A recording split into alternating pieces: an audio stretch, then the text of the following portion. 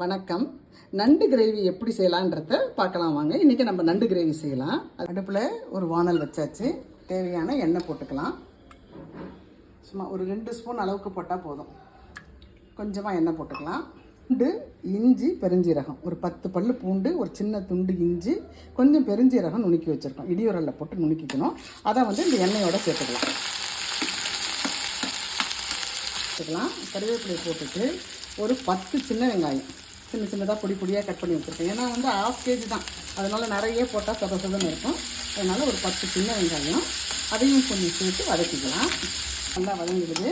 இப்போ நம்ம பச்சை மிளகா, ஒரு 3 பச்சை மிளகா, ஒரு தக்காளி, இதை சேர்த்து வதக்கலாம். இப்போ என்ன பண்ணணும், நம்ம அந்த நண்டை சேர்த்துக்கணும். 2 நண்டு தான் இருக்குது. 1/2 கிலோவுக்கு 2 நண்டு தான் இருக்குது. நண்டை சேர்த்துட்டு இப்போ இது மேலே தான் நம்ம மிளகாத்தூள் எல்லாம் போடணும். 1.5 ஸ்பூன் அளவுக்கு மிளகாத்தூள் போட்டுக்கலாம். இதில்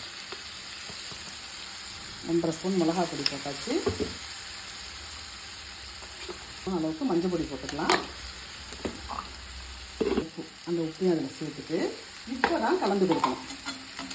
எப்பயுமே நண்டை போட்டுட்டு நண்டு மேலே காரம் போட்டுட்டு தான் நம்ம கலந்து கொடுக்கணும்.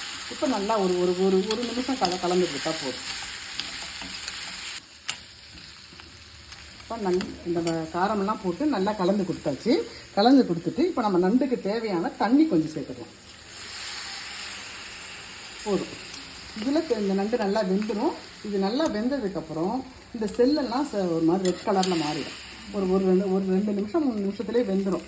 அதுக்கப்புறம் நம்ம கொஞ்சம் தேங்காவும் கசகசா இல்லை தேங்காவும் பொட்டுக்கடலையும் அரைச்சி இது கூட சேர்த்துக்கிட்டோமா கொஞ்சம் சாதத்தில் போட்டு சாப்பிட்ற மாதிரியான கிரேவி நமக்கு கிடைக்கும்.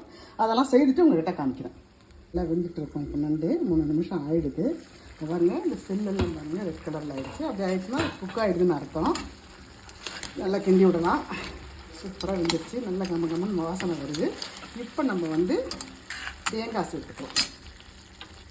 தேங்காய் பாருங்கள், 4 மூடி தேங்காயும் ஒரு 1/4 ஸ்பூனு பொட்டுக்கடலையும் வச்சு அரைச்சிருக்கிறோம். இது போதும். இதை இது கூட சேர்த்துக்கலாம். உங்களுக்கு நண்டு வறுவல் மாதிரி வேணும்னா இந்த தேங்காய் சேர்க்காத, இது இன்னும் கொஞ்சம் ட்ரை ஆகணும்னா நண்டு வறுவல் கிடைக்கும். இது மாதிரி செய்கிறோம்னா நமக்கு ஒரு கிரேவி மாதிரி இருக்கும். அந்த சாதத்தில் போட்டு சாப்பிட்டா நல்லாயிருக்கும். நல்லா கலந்துக்கிட்டு மேலே கொத்தமல்லி போட்டு தான் இறக்கணும். அவ்வளோதான். நல்லா கொதிச்சுக்குது. இப்போ நம்ம கொத்தமல்லி சேர்த்துட்டு அடுப்பு ஆஃப் பண்ணணும். அவ்வளோதான். ஒரு சுவையான நண்டு கிரேவி ரெடி. அனைவருக்கும் நன்றி, வணக்கம்.